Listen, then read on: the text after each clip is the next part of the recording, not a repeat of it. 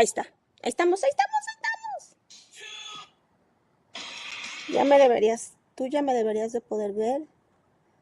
Deja veo en YouTube.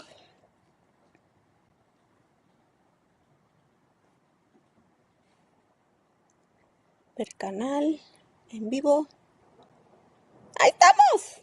¡Yujujuy!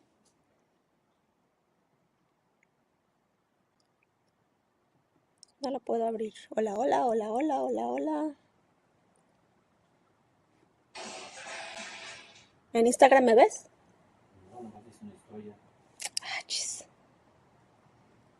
Oh, en YouTube parece que ya está, pero no le puedo dar play. Y vamos a ver en Facebook. No. Ay, me estoy metiendo a mi tal pantone. Candy Creator. Ahí está. ¡Ay! En Facebook sí estoy. ¡Hola! Bueno, aunque sea que me vean en Facebook, se supone que estamos transmitiendo en Instagram y en YouTube también. Si no, por cualquier cosa, yo estoy grabando este streaming para posteriormente subirlo a YouTube con subtítulos, porque esta va a ser una plática en inglés, una entrevista que voy a tener con la banda Symphony of Heaven, que muchos ya deben de estar familiarizados con ella, sobre todo los metaleros a los que nos gusta el metal cristiano. Y esta va a ser una charla bien interesante. Recientemente tuvimos a la banda en el festival de Underground Festival que organizó Carlos Osnaya.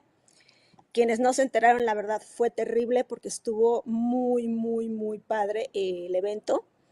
Así es que, bueno, aquí tengo a mis hermanitos de Symphony of Heaven para que nos cuenten todo el chisme. También déjenme activar el chat para que se supone que de todas las plataformas aquí me van a aparecer los comentarios, eso espero, porque va a ser un poquito complicado estar brincando de plataformas. Me voy a quedar aquí en el estudio, pero bueno, cualquier cosa, mi esposo está al pendiente, está monitoreando el live, entonces si hay alguna pregunta, pues él que me lo pase, me pase el tip.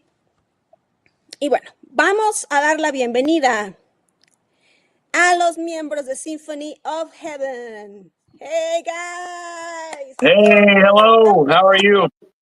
Fine, thank you. This is the first time I'm using this streaming service, so I'm trying to figure out how this works, but I think we are all set. So thank you.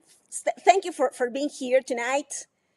And please tell the audience what is Symphony of Heaven, because as I told before, probably or for sure, Christian metalheads, we are already, aware of you, of your project, but there must be many metalheads that still don't know about you. So what is Symphony of Heaven? What type of music do you play? What is your concept? What is your message? All right. Well, Symphony of Heaven, we play basically melodic death metal. I call it melodic blackened death metal. We have aspects, mostly death metal, but a little bit of black metal elements in it as well. And really, this was a project that was started back in 2017 as me as a one-man band, and then I brought on Esta a couple years after that, and we've had multiple lineup changes throughout the year, but it's turned into a full band from that project, and really dealing with just real life things, and also good stories, good things that we can all learn from that are big epic themes is a lot of what we focus on. Either that be, personal themes or themes in any other aspect of life or history or the world. Just big. It's what we try and just make it big. Is this the best way I can describe? Unless you got more to say. No, you summed it up pretty well. Summed it up pretty good. Okay, yeah. So this is your third album, right? Third studio album. That is correct. It's the third full-length album. Yes. And these 3 albums have been produced by yourself, because I understand that you have your, you make your own productions. Yes. Yep. Yeah, that is correct. Really, for the most part, it's very true that everything has been done right here. I call it Rusted Recording Studios. Everything has been pretty well produced in-house. Yeah. Mhm. And then we would ship out and send out to engineers and things like that. But most recordings have been done by ourselves personally, and that's helped us to learn and level up our game as in the production aspect of things, and as musicians personally. But yeah, everything has been done pretty well, almost 100% in-house. So. Okay. Have you, because you know what? I have noticed that you have put a special enthusiasm and work on this new production, that you are like, spreading the word and making merchandise and producing the CDs, hopefully a vinyl. Um, this must, this costs money. But Yes. still you put your faith and your hope on your music, and I have noticed that you have had a very well answer, a very well response from the public. What can you tell us Yeah, about it? I mean, it's been extremely humbling. To be honest, I had high expectations for this album, that it would be our best received, but I didn't think it'd be as big a response as we've gotten. Even we put a lot of effort into the promotion on our end. This is actually the first one we've done where we didn't hire an external PR company to help us with it. This has all been in-house, like all of promotion, manufacturing. We don't have a label anymore, so it is literally 100% Symphony of Heaven's effort, apart from the mixing, mastering, and the manufacturing itself. But I mean, we paid for it, so we can Exactly. Yeah. Yeah. Everything is at our direction, at our timing, and our vision for what we knew we wanted to do. And it took a lot of work, a lot of hours, weeks, days, years, actually. Years. But even just getting ready to know how we wanted to push the album, because we knew we had a good product, a really good album, lining things up, ready to go in a professional looking manner. Mhm. We learned a lot. We studied a lot, for one. And it's been a very good response from all over the world. It's kind of weird to think about it every time I say it, because it doesn't seem like, wow, look what God has given us in this. This has been good. So for example, today's the first time I've actually got to hold one of the CDs in my hand. Oh. So I don't even have my own copy yet. So because they just send them out. He's got to hurry up. He ain't gonna have one left. Exactly. So it's wild. So it's all sort of becoming real for me now. That's the weirdest part about it. Yeah, because you know what? Now I can see that I can find your music on this platform named Bandcamp. I already ordered the album. I mean, before it was released for a pre-order. I love the listening party. It was amazing. The album is amazing, guys. You guys, my followers have to listen to it, because it is pure gold. So thank you very very, much. very, very talented, and I'm very happy that finally, as per myself and as per the fans, the followers that want to listen to your music, have the possibility to find your music in Bandcamp. Because I think you correct me if I'm wrong. I tried to find you on Apple Music, and I couldn't find you. You're not there, right? I mean, to the best, we were just talking about that. We do have Apple Music. It's not the most popular platform that we have our stuff on, but as far as I'm aware, we are on there. I think we're on everything except Pandora. I think we should be on every streaming service now, whether or not it shows up. I don't know. I don't use Amazon myself or Apple or anything else. You know, I could look into it just Yeah. to make Yeah. sure everything's good, because as far as I'm aware, everything's fine, but it is the first week, so there's plenty of fires to put out. yeah, it's true. So- Yes. Let me try to find you and I'll let you know. Okay. Okay. Actually, Okay. oh Okay. wait, actually, Now I can see you. yeah. Now I can see you. Yeah, Okay, awesome. I was gonna say I just shared a thing today, Okay. linking our Apple Music to the album. I just remembered that. Yeah. Oh, great, great, great. Yeah, because before I just couldn't find you. I used to listen on Spotify music, but I don't use that anymore. We are now focused on Apple Music. So, well, I mean, Okay. I just wanted to everything know where everybody can find your music. Absolutely. Yes. It's Yes. very important because especially with Christian metal bands, I have found that it is hard to find you. I mean, in general, for example, this band Deuteronomium that play with you at the Underground Yes. Fest, Deuteronomium, it's just impossible. It's just Yeah. impossible, and they're such a good project as well.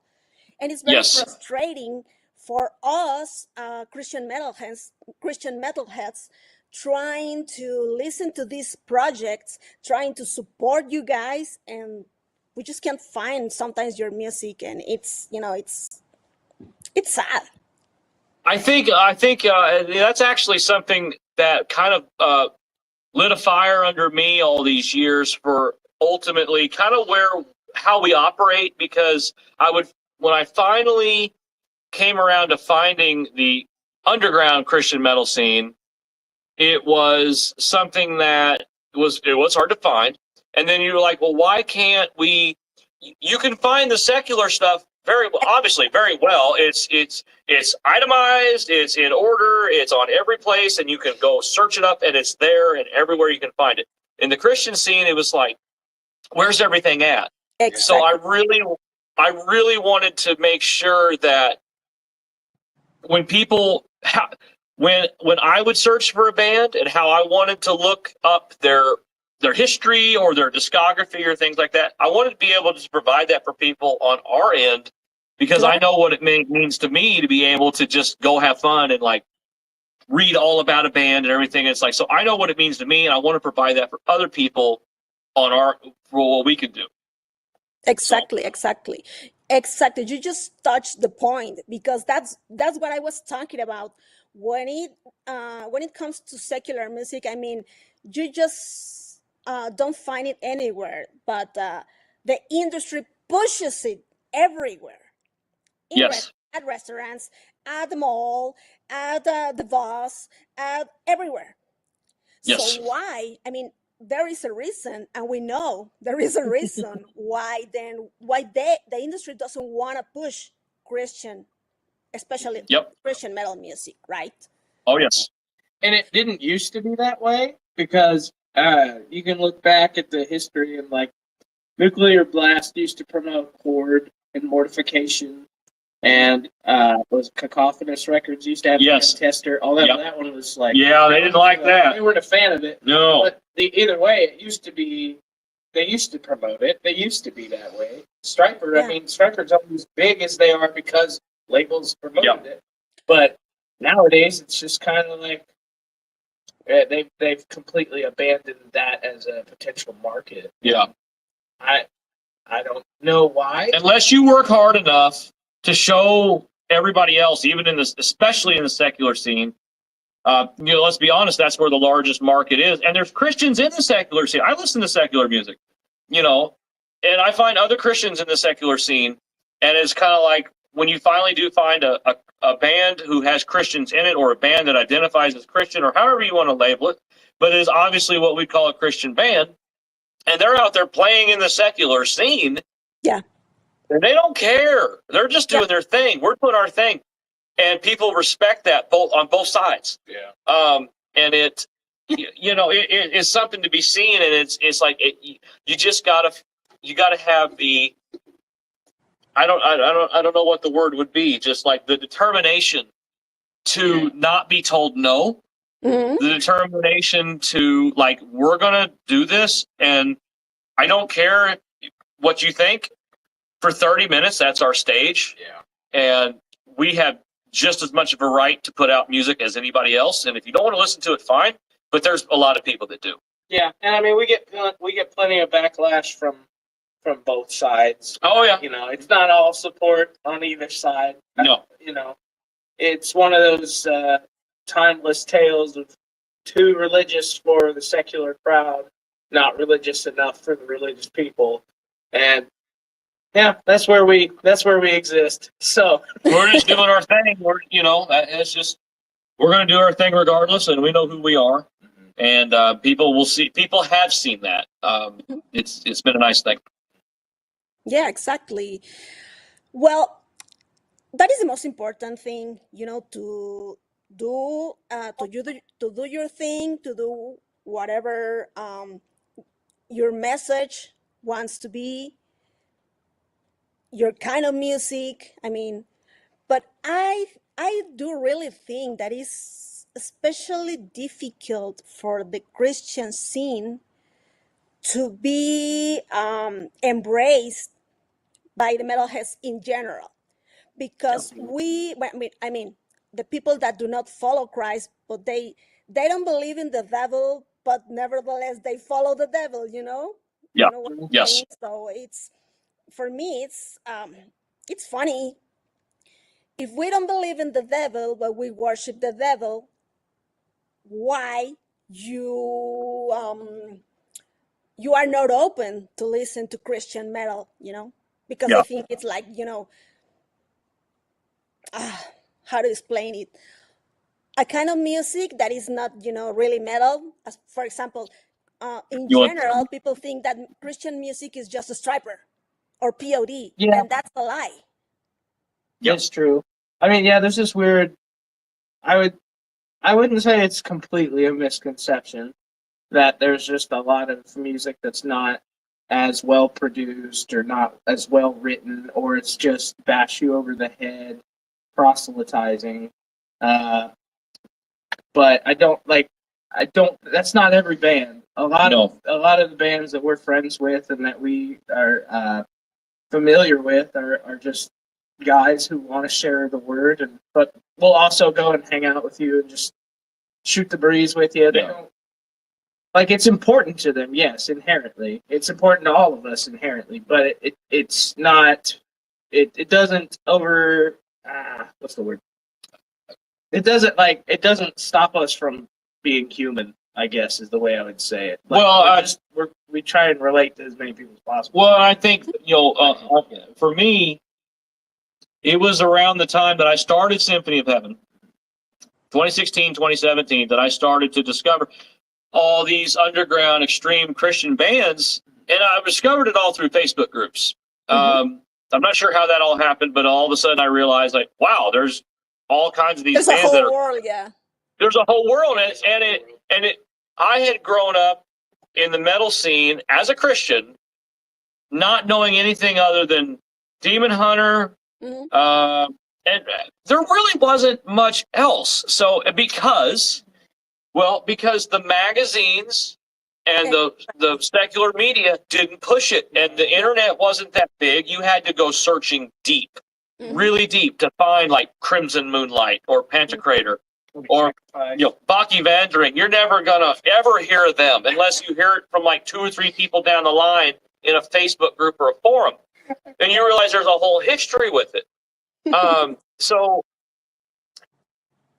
I don't know where I was going with that, other than the fact that, like, I understand that, like, when people would think that it's B grade, it's subpar, it's not that good, it's cheesy, because I kind of thought that too, because I couldn't find any of it. Right. Exactly. I mean, that's the thing. The best of the Christian metal scene there's a lot of them that are still better than a lot of the mainstream music that you hear now in the metal scene. So it's just, they're just not taken as seriously.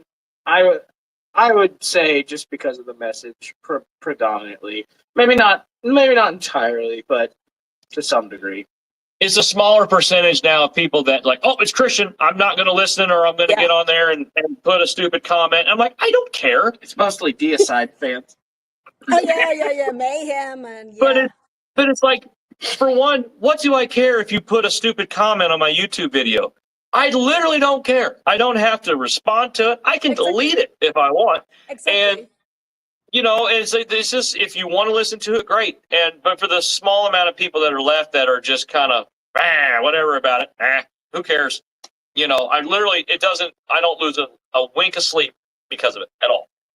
Yeah, I mean, because you sound exactly like other secular bands that are amazing. You remind me a lot to Amon Amarth, but not, I mean, I don't know if that's not good for you, but I love them on Mars. I do. Okay. Yes. So, I mean, what I mean is that you have a very quality sound. Yes. And it's because of that it's very hard to find Christian metal bands that people used to think that it's not worth it, But I mean, here are you guys that are the living proof of that is wrong, Yeah. Thank you. That means a lot. It really does. I mean, we're just a couple of guys who decided to start doing it. Like Yeah, and I'm the type of guy that if you tell me I can't do something, I'm going to do it, and I'm going to do it better than anybody. Like, I'm not going to stop till these walls. I'm marching around the city 7 times. I blow my horn, these walls are going to come down. I will not quit. I had another band before this, and we made music that was absolutely terrible. It was Mystic Winter, and it was so bad that Metal Archives wouldn't put our stuff up. So I said, you know what? One of these days I'm going to make an album that they can't resist putting on their stupid site. Oh, we just got taken off Metal Archives. That's okay. Now. I mean, they can't touch it. So yeah. But yeah. So okay, regarding to this new album, what can you tell us about like the story behind the Ordum Arium Archaea? Yes. It is a very interesting thing. So what we like to say about the theme of this album, it is about looking at, there's an organization that has been talked about before in other Christian metal bands' albums, notably Kreator, Scalded Boom, Crimson has had something to do with it as well. Crimson Moonlight. There's an organization called the Golden Order of the Almighty. And what they like to say is this is history as it may have been. Okay. And so it is one of those things where I have to choose my words carefully here.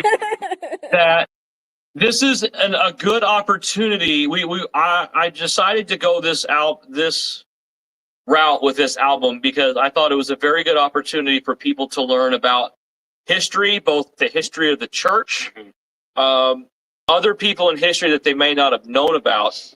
And it's really good for if you're a fan of Lord of the Rings, Star Wars, any big epic, or Narnia, any big epic. Game of Thrones, yes, yeah. Anything like that, if you're a fan of this, there's an entire history around it that you're able to explore and look into. And that's really all I can say other than just kind of like history as it may have been. It's the parable of time. Okay. The Bible is the golden standard. The history of the order is the bronze. Yeah. And there's a way to put it. I would say there's more of this to come from us. Yes. So that story and the lore behind it will be more fleshed out, more available, yeah, more fleshed out. So it's not as it's mysterious now to a lot of people, including myself. But the more we work, the more we uncover. Yes, the more that is uncovered and published to the world. Yeah. gets published, so there's a long history with it, that we have. Just to say, if on our website, you can get a copy for free Oh, yes. of the book that comes with the album, the Oh, cool. Legendarium. Okay. So it has a whole couple sections, about 7 different books within it, or letters or things like that kind of explain the history of it. And so we would make that as a free. It comes with a download if you buy it on Bandcamp, and it's also available for free on the website as a PDF. So we may eventually publish it as a paperback. book Yeah. If we discover some more articles to go along with it, just to kind of expand it. But that's the best way I can put it, is just like it is a good way for people to dive into the history of the church, to dive into the history in the world that may or may not have been what people would think, if that's a good way to put it. So, okay. and you gotta keep it a little mysterious. So Yeah, exactly. Okay, so in this album you have several collaborations, as with Kreator and your daughter. Yes, she's on it as well. Yes. Okay. Yeah, and Casey heard from Henny on Napalm. They're on Napalm Records. So we wanted to, we definitely wanted to get a lot of people in on this, because we're always looking to level up. We're never as good as. There's always people above us, and we always are looking up to those. So Henny on is a band that I've looked up to for a while. Obviously, Kreator as well. And so we wanted to bring them in for guest vocals. For one, it was an honor for us to have them on the album. And then my daughter, I just said, "Hey, come down here. I need some female vocals." And we sat right here, and she did the vocals, and she does a great job. How old is your daughter? She's 16 now. Oh, cool. I think she recorded them when she was 14. Oh, wow. Yeah, it's been that long. So, yeah, but she did a wonderful, amazing job. And that is, on the last album, I had my mom, and then this album, I have my daughter. Oh, that's amazing. Yes, very good. Great, I love that. This isn't the first time we've had Carl from Kreator. That's true. Either. We had him. We've been friends with him for 4 or 5 years now. Yes. 4 or 5 years now. So he was on the Ascension of Extinction title track. That's true, on that EP. Yes. Yeah. So that EP, he's also a guest vocalist on. So he's been such a blessing. He called us earlier. We didn't answer because we're that good of friends. But we just got done doing a bunch of stuff, and we were eating dinner. So we love Carl. We do. So if he sees this, I'm sorry. I will call you back. That's the most I'll give you, Carl. So I will call you back, Carl. I promise. So. Okay, so tell us a little bit. What is the story behind in this track, "Away with the Atheists"? I think it's very interesting as well. I've talked a lot. Do I want to keep going? Go for it. Okay, so "Away with the Atheists." So each individual track on the album, other than the Sepultura cover and the instrumental cover and the instrumental song, every song has to do with the history of a Grand Master of the order. It does. That's the general history of it. Well, yeah. Yeah. So one of the Grand Masters of the order is Polycarp, which was the Bishop of Smyrna. Smyrna.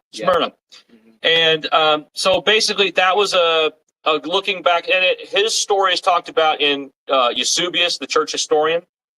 He was also one of John's. He was a disciple of the Apostle John, and he was burned he was a martyr back under Roman authority back in the day. So being a Grand Master, believed under Marcus Aurelius. So, and you can read all about this in, like I said, in Eusebius, the church historian, available all over the internet. It's very well known. It's been written in the 300s. Still maybe get that. Yeah, I have it on the Google Drive. So, yeah. So basically, I wanted to explore. And so what he did was they arrested him. Like he was the bishop of the church in Smyrna. So they're targeting him. They arrest him. He's like 80-something years old man. 86. They bring him into the arena, and a bunch of other Christians And they tell him, okay, because you got to remember back in that day, the Romans looked at Christians and called the Christians atheists Yep. because the Christians didn't accept the Roman gods. Exactly. So they'd call them atheists.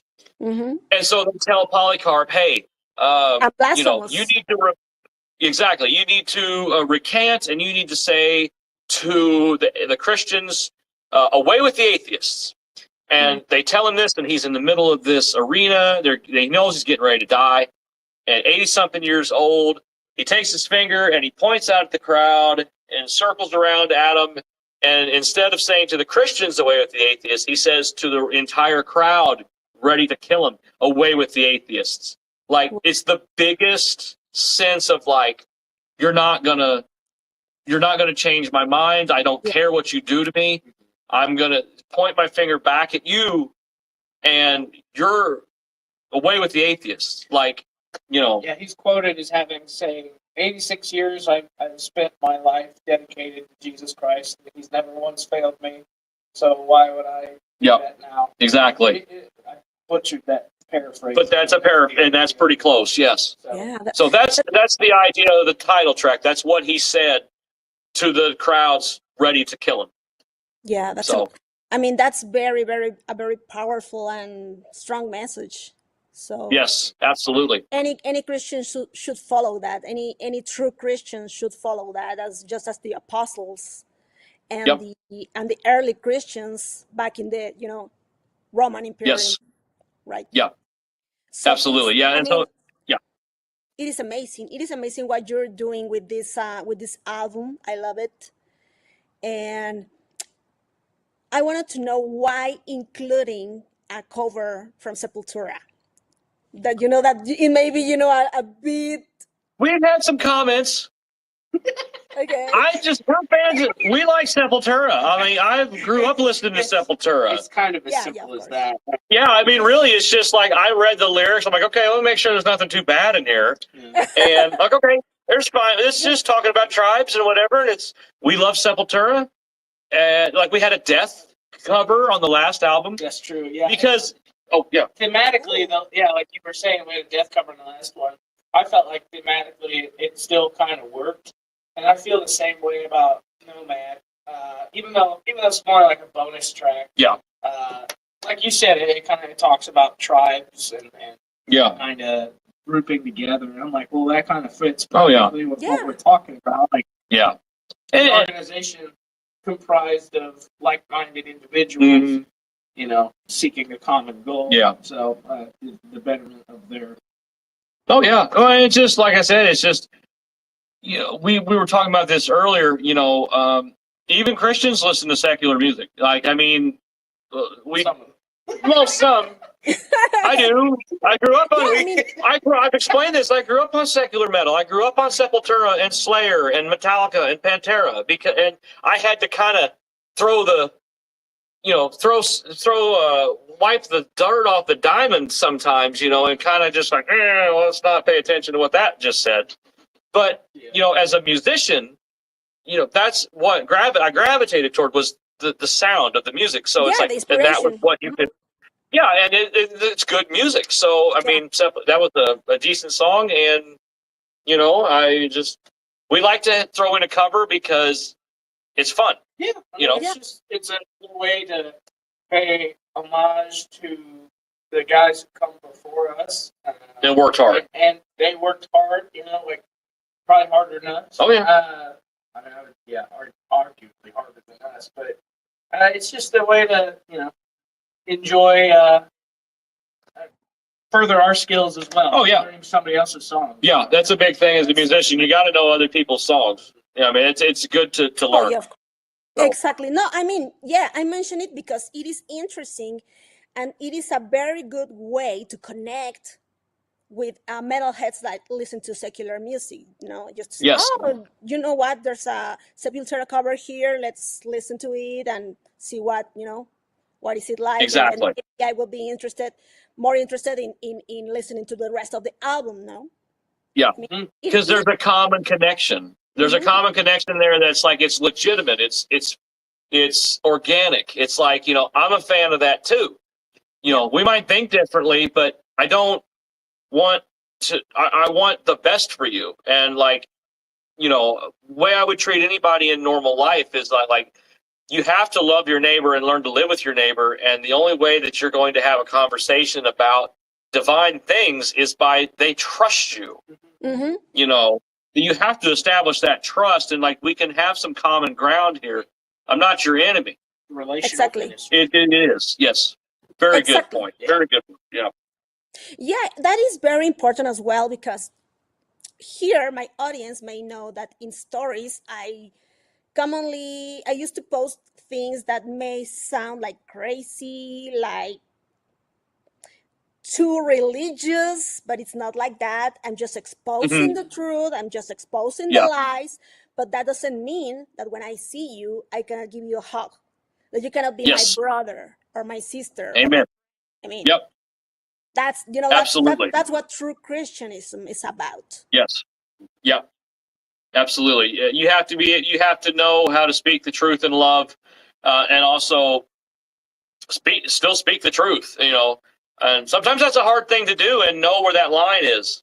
We're always learning, we're always growing, we're always maturing as Christians, and you know, always trying to do it the right way as the best as we know how in every situation. Mm-hmm. So, Of course. Oh, well, has been an amazing conversation with you guys. I would like to know, when you used to have a record label, why you quit or left. If you found some, like issues being part of a label, you know what I mean, of a secular label. No. Yeah. Yeah, we're just thinking.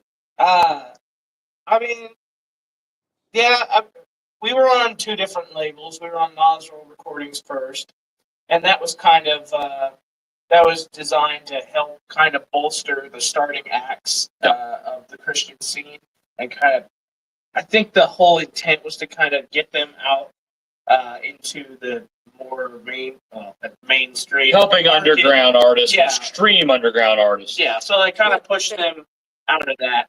Eventually, we found our way over to Rottweiler Records, and we were with them for like 3 years, something like 2 or 3 years, something like that. Something like that. And then yeah, we just well, our contract was up with them, and we knew what we had coming. mhm. We knew the amount of stuff that we were getting ready to do, and having to like literally plant things around in different spots online at different times and coordinate this huge web of information to be able to make it make sense. And the easiest way for us to do that was to have just control of it. That way everything was coherent. And sometimes it's hard, you know, if you hand off something, there can be things lost in translation. And we love Rottweiler, we love Gyrus. Everything is awesome. I love those guys. I really do. Just we knew what we had coming, and like we're really going to need to be able to take this and do this in-house by hand for it to all make sense, like it has at this point. And people are like, "Whoa, what's going on? Or, who are these guys? Are they Freemasons?" Yeah, we've been asked that about 5 times. Yes. No, we're not Freemasons.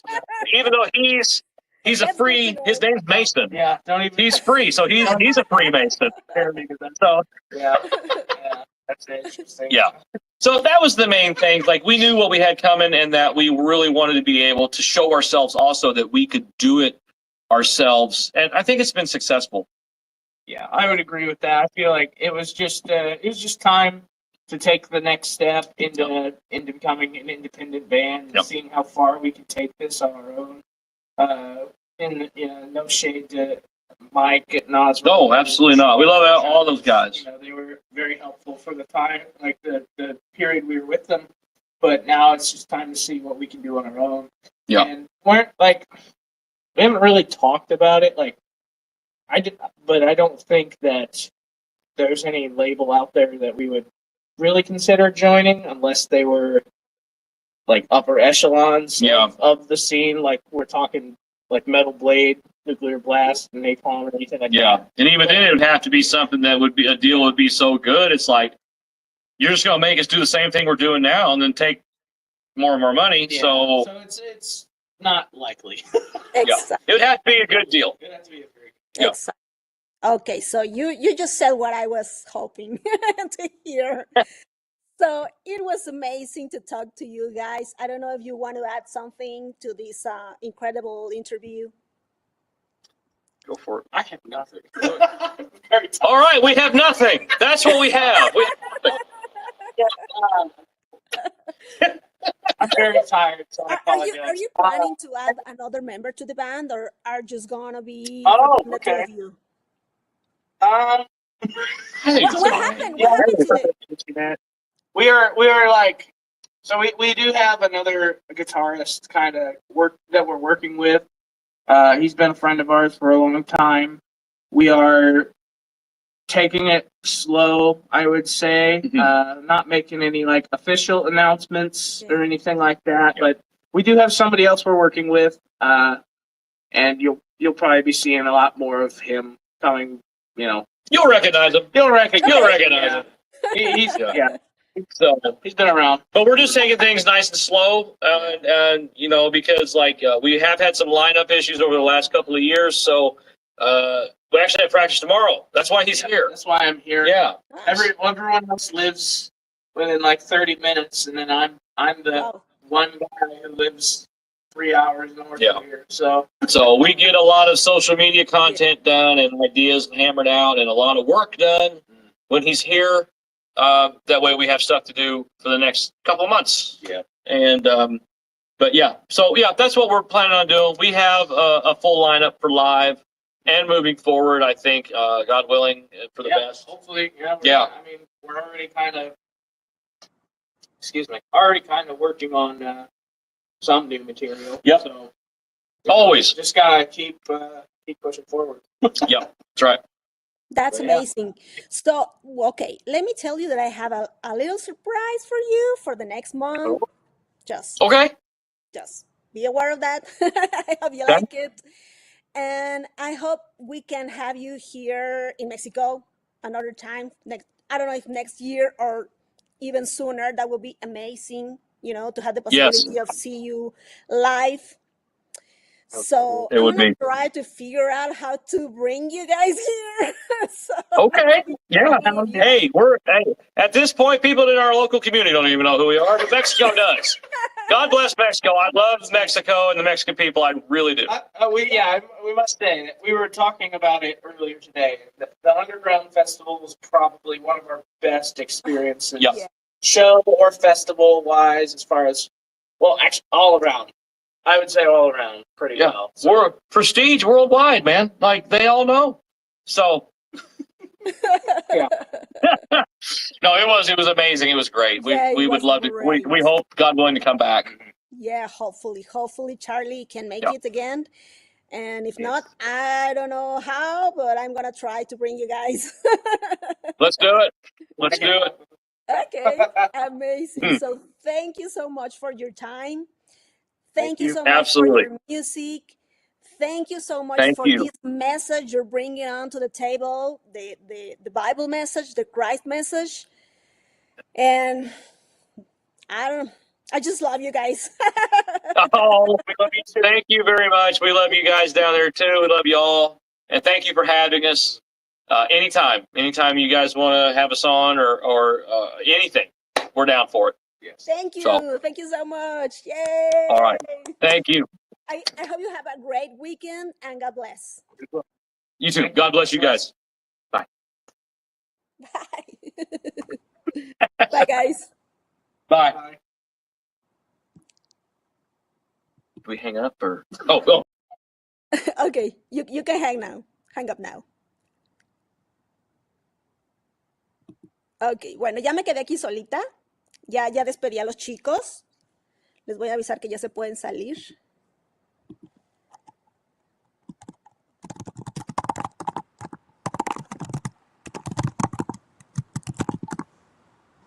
Ya. Nada más aquí me quedo para despedirlos, para preguntarles qué tal les pareció el live. Les digo, esto se está grabando para que yo después lo pueda subir a YouTube. con subtítulos y todo, para los que, bueno, por ahí todavía está un poco complicado que le entiendan al inglés y así. Y pues yo me despido, una vez más, espero les haya gustado, déjenme aquí sus comentarios, sus peticiones y nos vemos a la próxima. Bye. Ahora sí. ¡Ay!